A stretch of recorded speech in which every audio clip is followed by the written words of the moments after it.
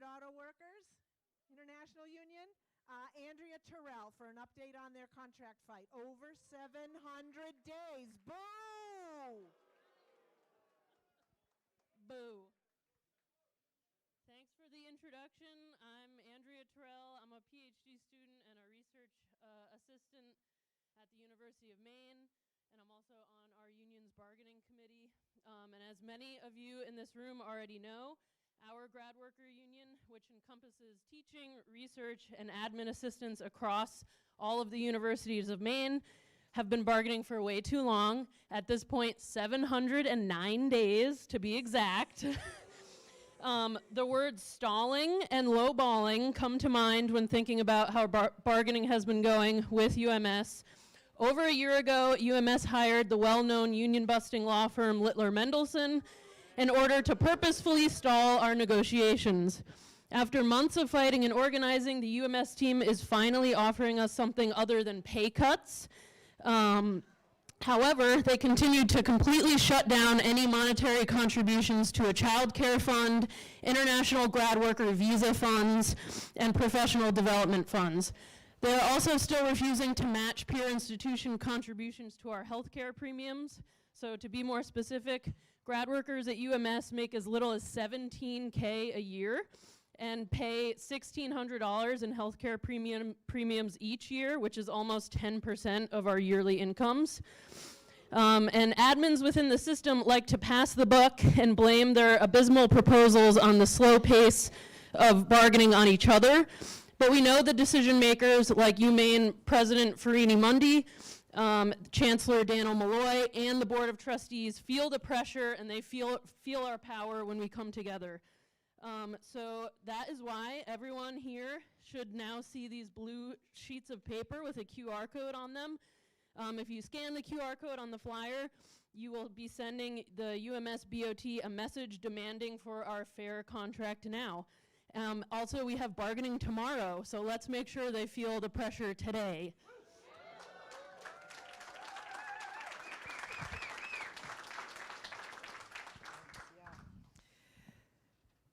Great. If you're a guest who's just joined us, if there are empty seats at a table, please feel free to take them. And also, if there are guests that didn't get name tags, Sam Boss can make one for you, so you can find him.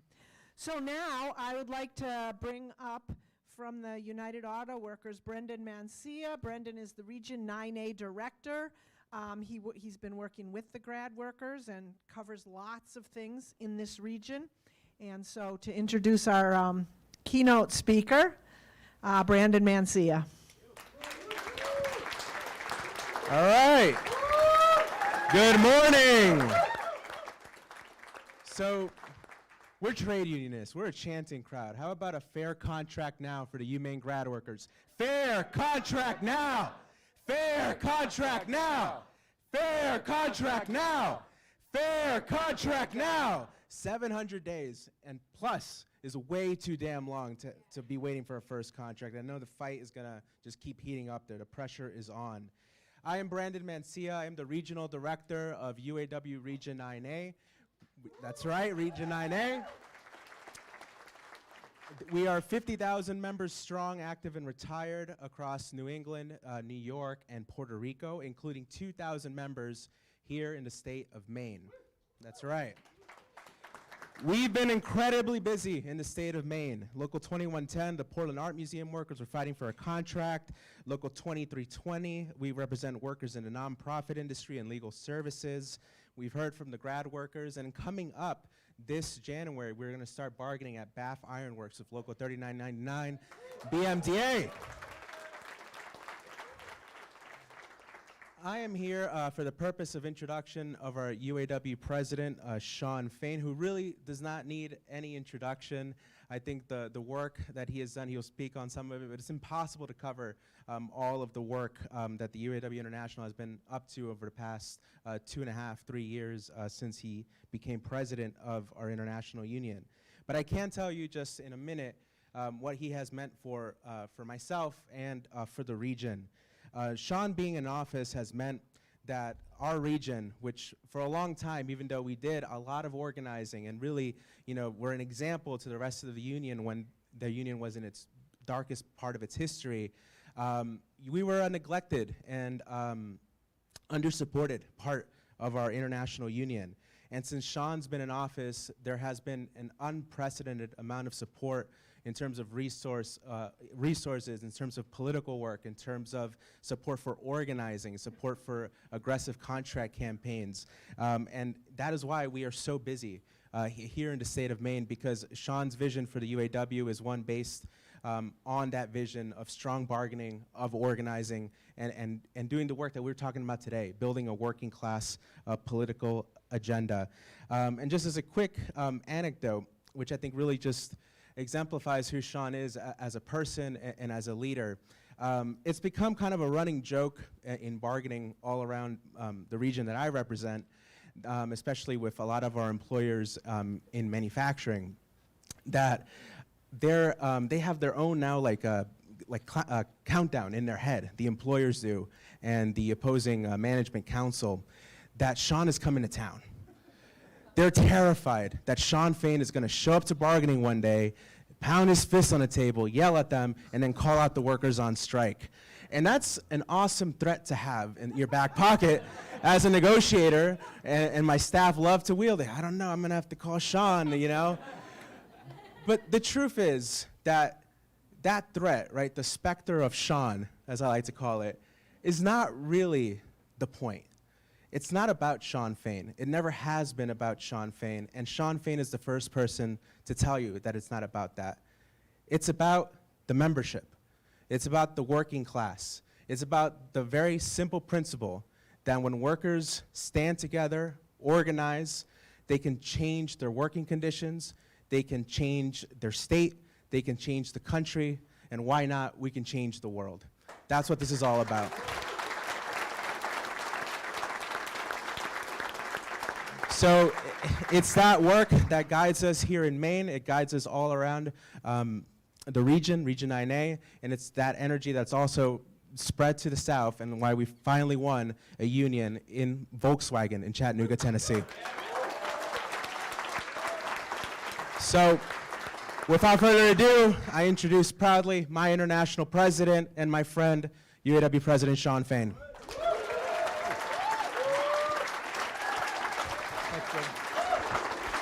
Get me choked up, man.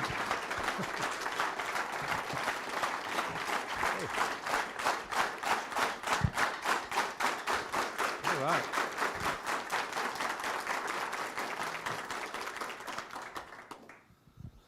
All right. Thank you for coming. I don't know how I can follow that. God, that's now look. Brandon said it all. I mean, these are places, the last place in the world I ever expected to be standing when I started out as a union member, 30-some years ago. I mean, I started out in the IBW. I was just talking to one of our members from the IBW. That's where I got my start. And really that's where seeds were planted. When I was in the IBW, I dealt with, at that time, construction was really bad in the late 80s, early 90s, and so I dealt with layoffs a lot, dealt with unemployment. I was on government aid at one point, getting WIC. To get formula and diapers for my firstborn child, and as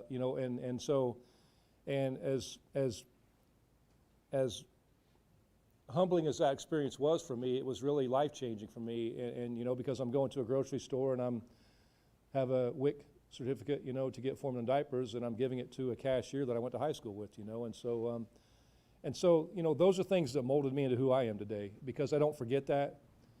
And the issue wasn't, I didn't feel ashamed of doing it, but the thing to me was that, it's a shame how the corporate class and the billionaire class make that seem shameful. When people need help, that's what the hell we're about, is about helping, lifting each other up, and that's what's been lost in this country in my entire work life. And so, I really, it's great to be here, with the union family here in Maine, and I really want to thank Cynthia and Matt, for the invite. And of course, Director Mancia and Assistant Director Vale Coney out. And our staff. I've got my political director Helen Brosnan here, and I've got a great team of people around me. And that's what I tell, I say this to my staff all the time, and I'll let you all in on a little secret. I tell my staff this all the time. If I'm the smartest guy in the room, we're in trouble. You know, it takes everyone pulling together in the same direction, coming together, giving input. That's how we win.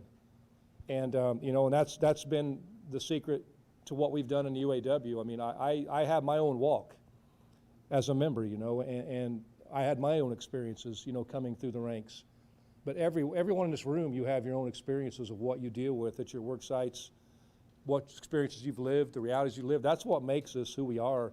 That's why we're all in this room, because we know there's a better way. And so, you know, I really appreciate, can't say enough about, you know, our team and everyone that I have that works with me on our team. And, you know, and on behalf of all the workers we represent in UAW, including the 2,000 members here in Maine, you know, it's an honor to be here with all of you.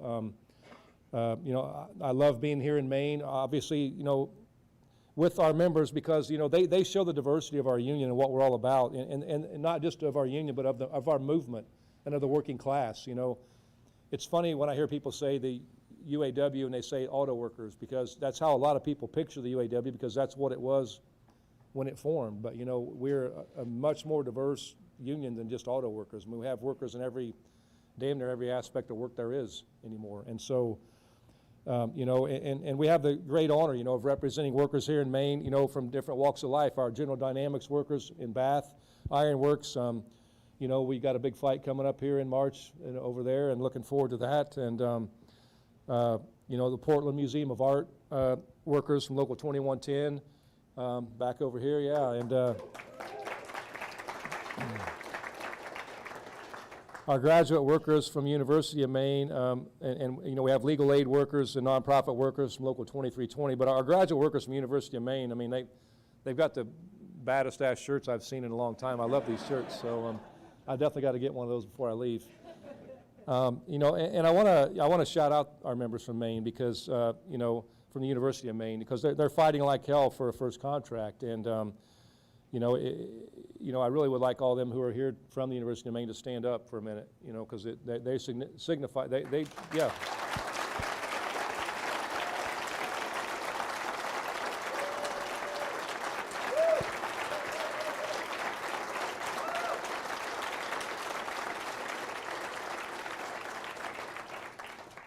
You know, these members are the epitome of everything that's wrong in this country, in this world right now, you know. I mean, they voted to organize 2 years ago.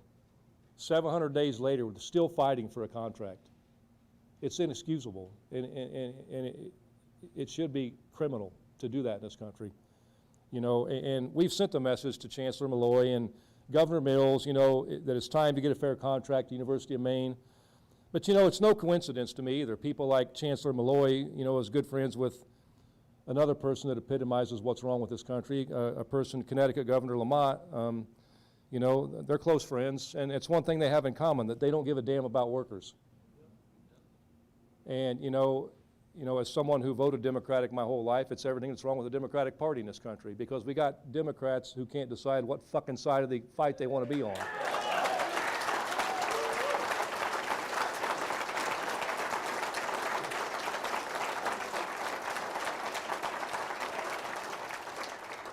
And I'm not here to talk about Connecticut, but that's something that, it just pisses me off to no end, because like when you have legislators that pass twice unemployment insurance for striking workers, and a Democratic governor vetoes it, they got to go.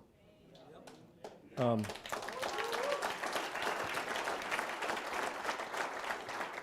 know, but what I love about the UAW in Maine is it shows that no matter whether it's white collar, blue collar, whether it's red hat, white hat, whatever sector or industry somebody's in, the working class fight is the same everywhere.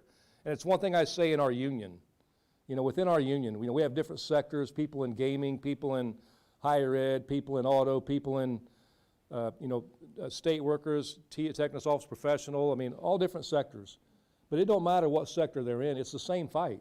We've all been left behind. You saw the chart earlier. I mean, with working class, as union density goes down, you know, the people at the top keep taking more and more. And, you know, we may work different jobs, but again, like I said, we all have our own walk, our own experiences.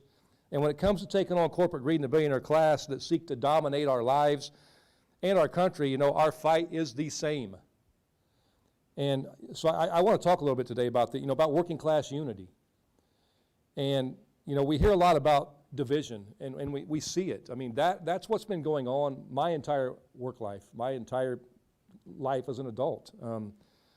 You know, people talk about white-collar workers and blue-collar workers, or, you know, people, you know, talk about red and blue and what bathroom somebody uses and which country you were born in, or, you know, what language you speak, or who you love, or who you worship. I mean, anything they can find to cause division among working class people, because what they don't want us looking at is the reality I'm going to show you in a few minutes with the slide that I've been speaking a lot about.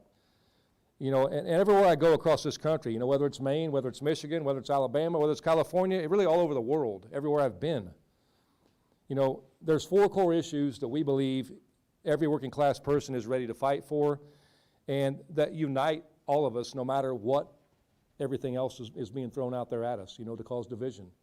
You know, and these 4 core issues are really the bedrock of what our mission of the UAW has been about since I became president. And, you know, and it's real simple to me. You know, the first thing is a living wage. And, you know, we talk about living wages. I'm not talking about a minimum wage. I'm talking about a living wage. You know, no matter what work somebody does, all work brings dignity. Everybody goes to work for one reason. And when you go to work, you're sacrificing your time. You know, and we're in a time now where people have to work 7 days a week, 12 hours a day, or they work 2 and 3 jobs to live paycheck to paycheck.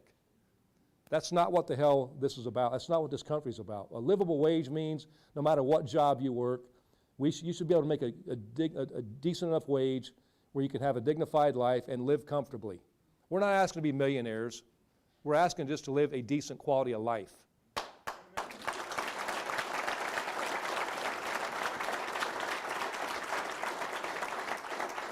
You know, and there's a great lesson in the COVID pandemic in such a horrible situation. I talk about this a lot with our members. You know, you look at the fast food industry, and you know, the fast food industry, how it's viewed really pisses me off, number one, because, you know, we let the corporate class, you know, give us these mindsets over the years of, you know, like a fast food worker is less than somebody else, or, you know, well, they work in fast food. I had an HR rep at our plant one time that if a worker got in trouble or they came up to bitch about something at work, the HR rep would pull out a resume from an application from McDonald's and say, well, you can go apply at McDonald's.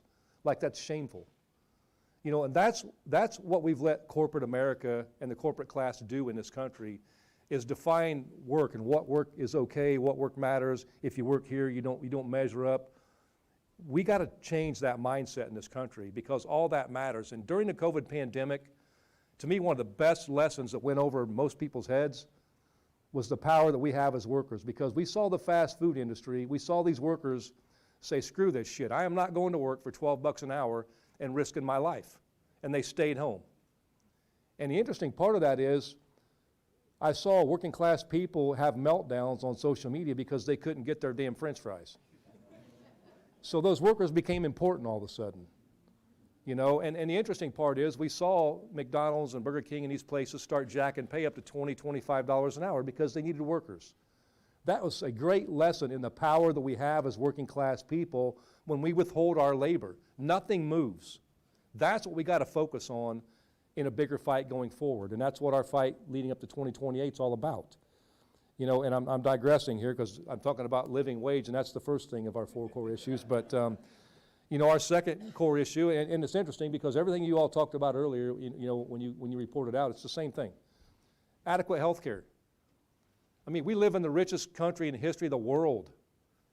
And in all the richest countries in the world, we rank dead last in the health care that we provide. That is criminal. It's inexcusable. Health care should be a right, a human right.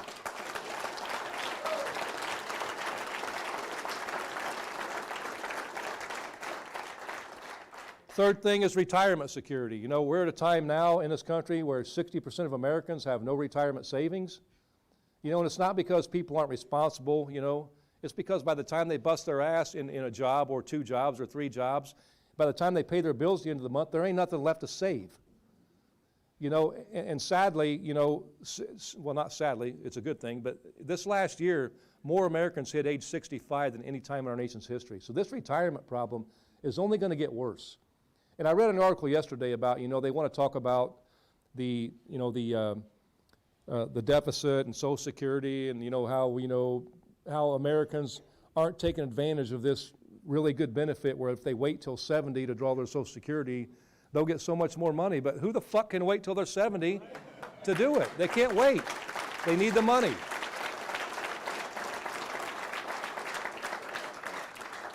And we've been sold a bill of goods, because this is what pisses me off. When the banks failed in the recession, when the banks screwed everything, first when the banks screwed our economy up, well, the banks and Bush's shitty policies for 8 years, they drove our economy in the ditch.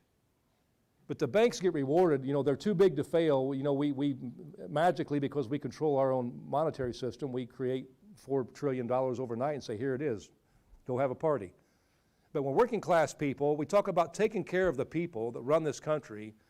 When we talk about things like Social Security and health care, there's nothing there. It's complete, this whole system is bullshit. We need to turn it upside down.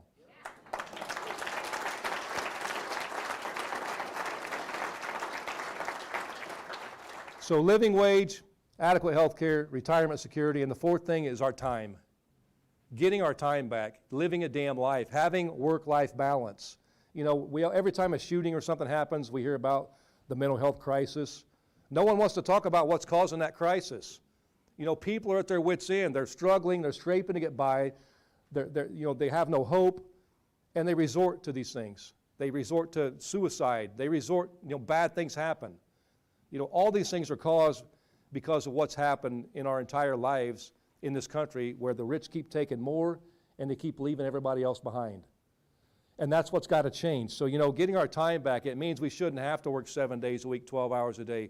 We shouldn't have to work 2 jobs, because when we're working that much, everything else is being sacrificed. Time at home, time with family, time with kids, even if you don't have a family, time to pursue the things that you want to do outside of work. Our lives shouldn't revolve around work, and that's what we've been conditioned our entire lives, my entire upbringing. Work defines people.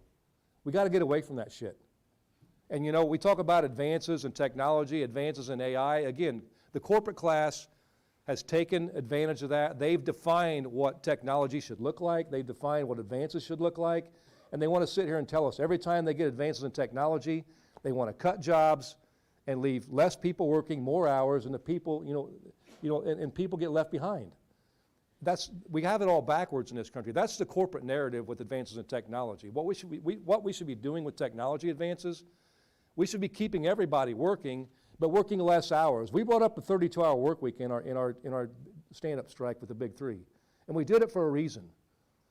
Back in the 1930s, our leadership in the union was talking about a 32-hour work week. And I would tell our leadership, what the hell happened?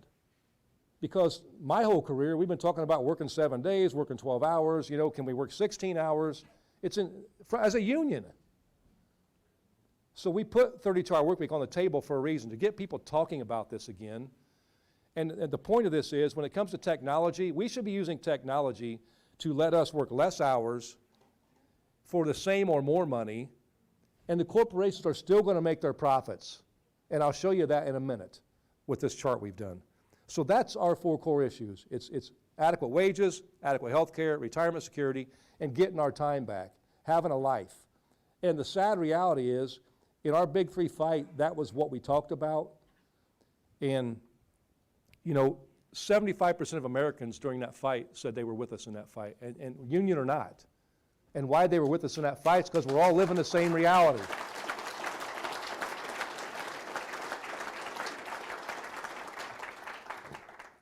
So every time we go to the table, no matter what sector it is, it's about those 4 core issues. Every time we go to the ballot box, it's got to be about those 4 core issues. Every time corporate America opens their mouth, they want to talk about something else, because they don't want us focused on that. So while they keep robbing us of the 4 core issues, that's what they do. And I want to show you all a slide here, if we can pop this slide up, because this says it all to me. Every contract fight we've had in the UAW since I've been president, we break down the corporation we're bargaining with, and we talk about their profits. I can tell you at General Electric here recently, aerospace in Cincinnati, we just had a strike there a month ago. They made $17 billion in profits in the last 3 years. They paid out $16.3 billion in dividends and buybacks to shareholders. And they told the workers that they need to increase their health care 6% a year. And there's nothing for them. And this right here, this chart says it all, because our research team put this together for us, because we've been focused from fight to fight, from contract to contract, and on profits and things like that. But our research team put this together. Of the top 26 companies that we represent, and these are all different sectors. It's everything from aerospace to agricultural implement workers, heavy truck workers, auto workers. The top 26 companies made $563 billion in profits since 2015. And they paid out $530 billion in buybacks and dividends to shareholders.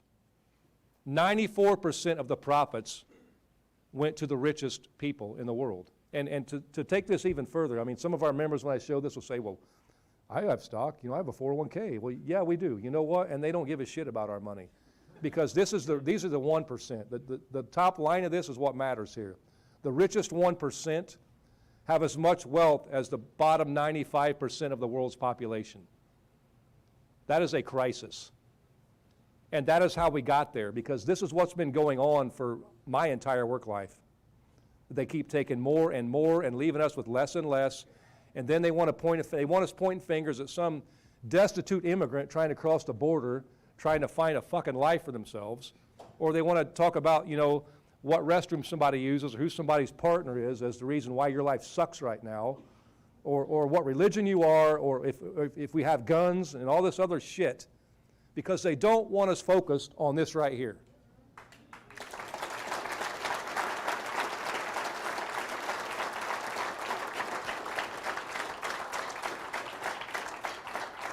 So we go to bargain. I mean, this is the thing, your pension check didn't just disappear. It got sent to Wall Street. That's where your pensions are. That's where the pension system went. Your health care, that's where it went, right here. Your paycheck, it didn't shrink, they just took your raise and gave it to these people. The productivity, all these, that chart we saw earlier about union density and stuff, that same time frame, productivity is going through the roof in this country. We're the most productive workforce in the world, and yet we're paid less and less. Wages keep going down, but these people keep taking more and more. And so, every fight we have, this is what we're talking about going forward. Every time I speak now, this is the one slide I bring with me. Because this slide tells it all. And it don't matter, it don't have to be UAW. I don't give a shit. If it's a college campus, I don't give a damn what union you are. Pick a company, pick it, you're going to see the same damn thing. You're going to see profits, and you're going to see a handful of people taking it all and telling the workers there's nothing there for you. And that's politically what we got to fight about, because we got people in both parties that champion this system. A person like Ned Lamont in Connecticut's one of them.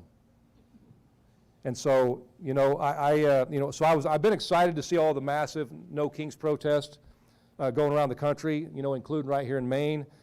And we all know this White House is out of control in many ways, brutalizing immigrants, destroying collective bargaining agreements. I mean, you name it, the list is on and on. But the White House isn't the only place where they think they're kings. We currently live in a dictatorship that's ran by a billionaire class. It's what it is. And that didn't start in 2024. It didn't start in 2016.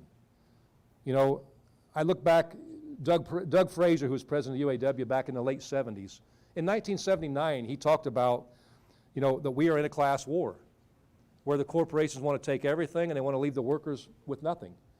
That's 50 freaking years ago. What the hell has changed? It's worse. And so, it's in the labor movement, it's on the front lines, we're on the front lines of the class war.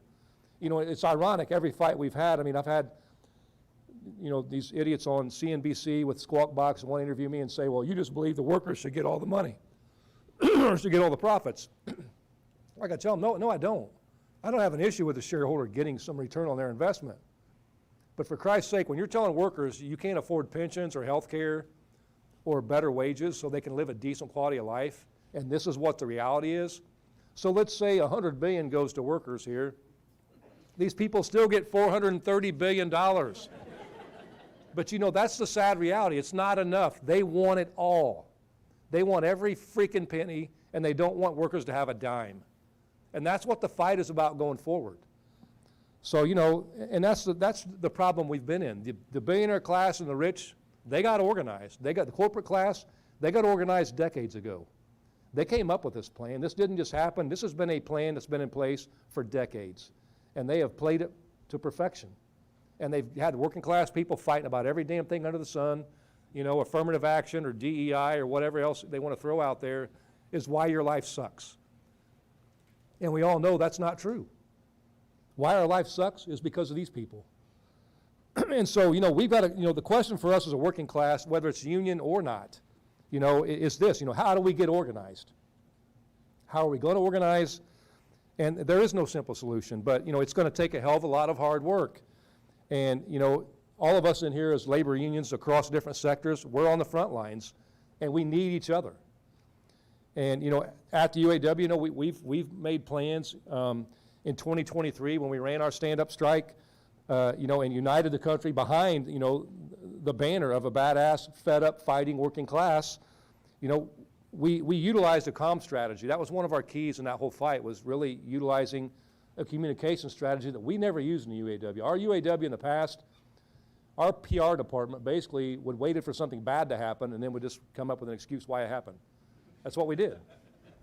I mean, it was nothing about proactive things or the fight or our issues. It was about, oh shit, this person screwed up.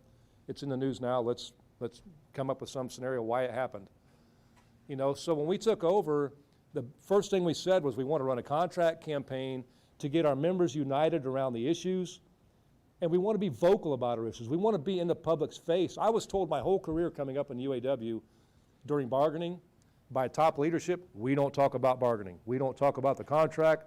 We don't talk about anything public. Only the president talks, or only the vice president talks. And then nobody talked. The only people that talked were the corporations, and they're out in the public saying, you know, how these greedy union workers are demanding pensions and demanding better health care and demanding higher wages, and they're going to bankrupt us if we do this. And that's what the public heard. And I go back to the recession in 2008, 2009. I was a negotiator for the UAW for Chrysler, who was in bankruptcy. And I will never forget this as long as I live. There was polling done. 70% of Americans were saying, let us fail. And I remember going back to my plant in Indiana at the time and telling people at my plant, we better wake the hell up, because 70% of our neighbors are saying, let us fail. They don't give a shit what happens to us. And that's a problem. And I'll tell you, to me, what an effective comm strategy has done for us as a union and as a working class. I go back to what I said earlier. During this Big Three fight, when we put our members front and center, we let our members tell their stories of how their lives were and how much they're working and how they can't do anything they can't see their kids and all these different, can't take their kids to the doctor. When people start telling their stories publicly, that is where our power comes from.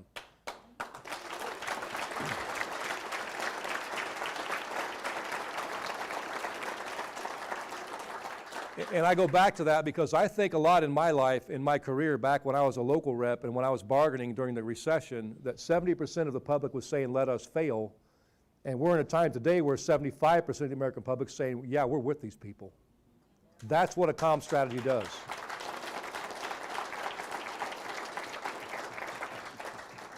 And they're with us for one simple reason, because no matter if you're union or not, no matter what job you do, we are all living the same reality. We're all right here. We've been left behind. Everything's been taken from us because of this. Because the few at the top are taking it all and they want more. So, you know, that's the thing we got to look at going forward. You know, we called on our members, you know, to stand up against the Big Three, you know, and the working class to stand up against corporate America. And you know, we've kicked their ass. We've had some wins. But you know what? I mean, in 2028, you know, we want to do it all again, and we want to do it bigger. It's got to be a broader fight. You know, that's the one lesson when I talk about fast food workers during COVID that it taught me, is this has to be a broader fight. We've got to harness the power of the working class, union and non-union, and we got to make this fight for health care, for retirement security, all these things. We got to make it a bigger fight. It's got to be a working class fight. It can't be one local. It can't be one union. It can't be one sector. It's got to be all of us in. And that's the goal, building toward May Day 2028. And we decided our last contract to change the expiration to May Day 2028 for a reason, you know. International Workers' Day. I mean, most countries celebrate May Day as their Labor Day. In America, of course, we choose September because the corporate people and the powers that be don't want us to remember the ugly history of May the 1st in this country, where brutal attacks happened with workers and we're fighting for an 8-hour workday. We want to forget that. And so I think we all thought the relevancy of May 1st in America, we want to make a big working class fight around that. So that, that's the goal. We've called on, and that's the thing. We've got to harness that power, and it is up to organized labor to lead this fight. Workers who don't have power are not going to lead this fight. They can get in the fight, but they can't lead it. We have to lead it. We have power if we stand together.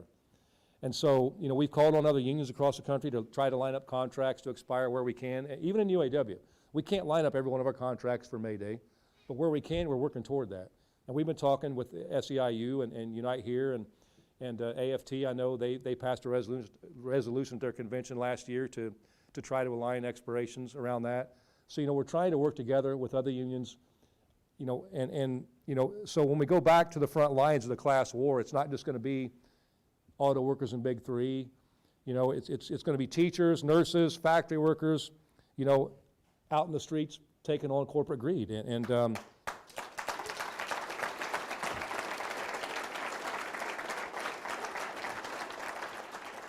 It'll be national unions, it'll be state federations standing together, fighting side by side as a united working class, with community groups and everything. And, we have to do this because the billionaire class, the corporate class, they're organized. And they don't fight across sector or industry or what city you're from. They don't give a damn. They're united in the power of the dollar. That is their only objective, is to keep making this better and better and making this even more and more out of whack.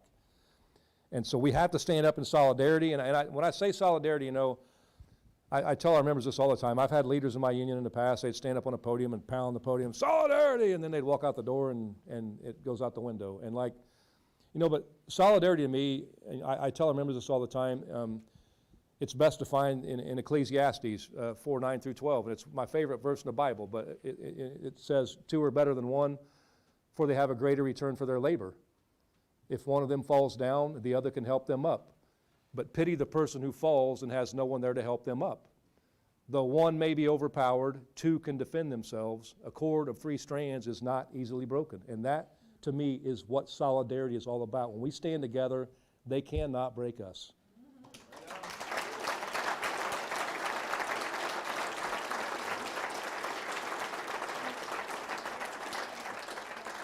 And I have to apologize just to let you all know, it's a real conundrum for me, but I every day I wake up, I do a daily reading, and I am a Christian, and I do read my Bible, but I like the word fuck also, so I know it's a horrible contradiction, and I've actually caught hell from people for that before when I've done this, and they're like, well, you quote scripture, and then you say, drop an F-bomb, and I'm like, look, the struggle's real, I'm not perfect, I'm sorry. But our solidarity is our key to taking back power, and we have to unite the power of the working class and labor. So, if we do that, we've proven we can move mountains. We've done it. I remember when I took over as president, we were laughed at. When we came out for our big 3 demands, we were laughed at. I was told 2 words over and over when I ran for president, when I became president: can't and fear.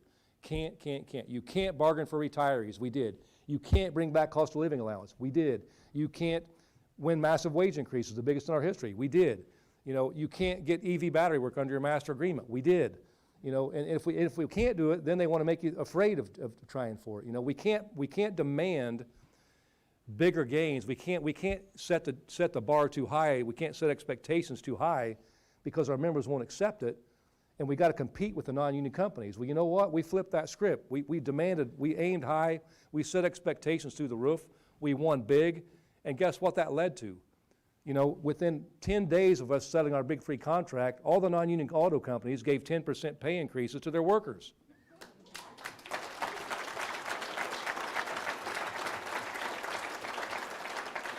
And why'd they do that? Because they knew we were coming for them. And you know what? And we flipped the script. I was told we will never be able to organize Volkswagen. When I would do interviews with national media, they would eye roll when they would ask me, do you really believe you can organize Volkswagen? You've tried 3 times. And I'd be like, yes, we can. And guess what? We did.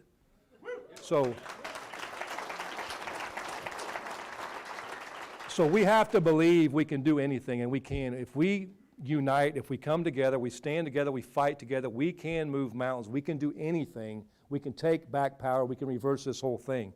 And that's what 2028 is about. That's what every fight we have going forward is about. So, you know, I just want to say one thing. I mean, it's an honor to be here, and I can assure you one thing. The UAW will be with you every step of the way in every one of these fights, and we look forward to what's ahead of us. So let's get to work and let's do it. Thank you.